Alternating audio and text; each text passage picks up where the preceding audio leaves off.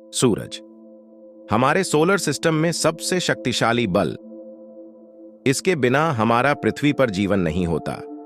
यह गर्मी और प्रकाश उत्पन्न करता है जो हमें जीवित रखता है। हमारा सूर्य अरबों वर्षों से चमक रहा है, लेकिन हर शानदार सेलेस्टियल एंटिटी की तरह इसकी भी एक समाप्ति तिथि होती है।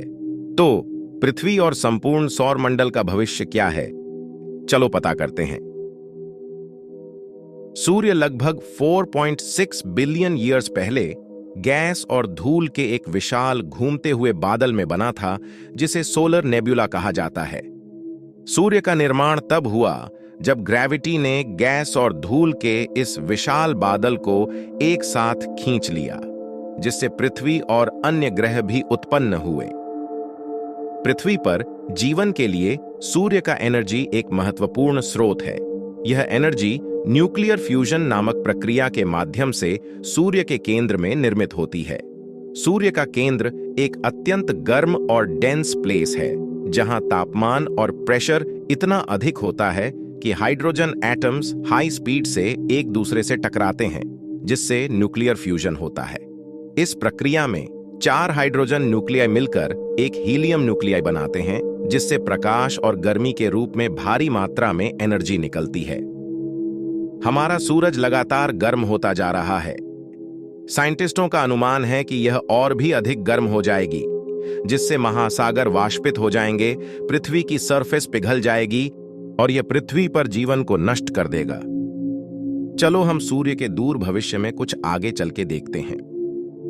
सूर्य के कोर में हाइड्रोजन फ्यूल धीरे धीरे खत्म हो रहा है, लेकिन सूर्य के कोर में न्यूक्लियर रिएक्शंस धीमी नहीं हो रही हैं, वे तेज हो रही हैं। ईंधन जलने पर कोर पर प्रेशर कम हो जाता है। कोर पर कम प्रेशर होने के कारण गुरुत्वाकर्षण कोर को संपीड़ित करता है, जिससे हाइड्रोजन अधिक गर्म हो जाता है और ईंधन तेजी से जलता है। जैसे जैसे यह जारी रहता है, सूरज और अधिक गर्म होता जाता है। अंततः सूर्य इतना गर्म हो जाएगा कि यह वास्तव में हमारे ग्रह की सरफेस को पिघला देगा। हमारे सोलर सिस्टम में पृथ्वी सूर्य के रहने योग्य जोन के अंदर आराम से बैठती है, जो न तो बहुत गर्म है और न ही बहुत ठंडा है। लेकिन जैसे जैसे सूरज की गर्मी बढ़ेगी, सूर्य का डेंजर जोन पृथ्वी को झुलसाता हुआ बाहर की ओर बढ़ेगा।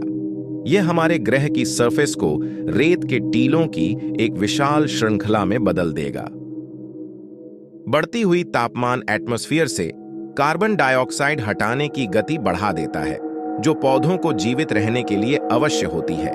बढ़ती गर्मी इतनी तीव्र हो जाएगी कि यह पृथ्वी पर जीवन की समृद्ध विविधता को खत्म कर देगी, और जैसे जैसे पौधे धरती से गायब हो जाते हैं, उनके द्वारा उत्पादित ऑक्सीजन कम हो जाती है, जिससे मनुष्यों के लिए सांस लेना कठिन हो जाता है।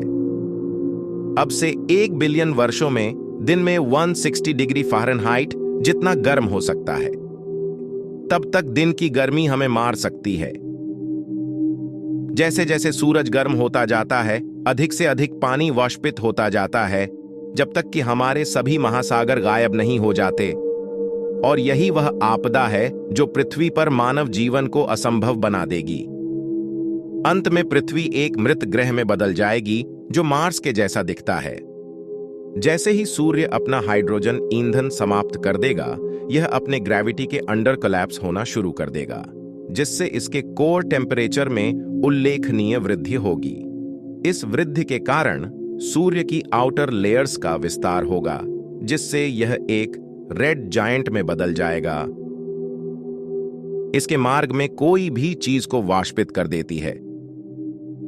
पहले मर्क्यूरी एक विशाल उल्का की तरह जलेगा, फिर वीनस की बारी होगा, और संभवतः पृथ्वी का अंत भी इसी रेड जायंट में होगा।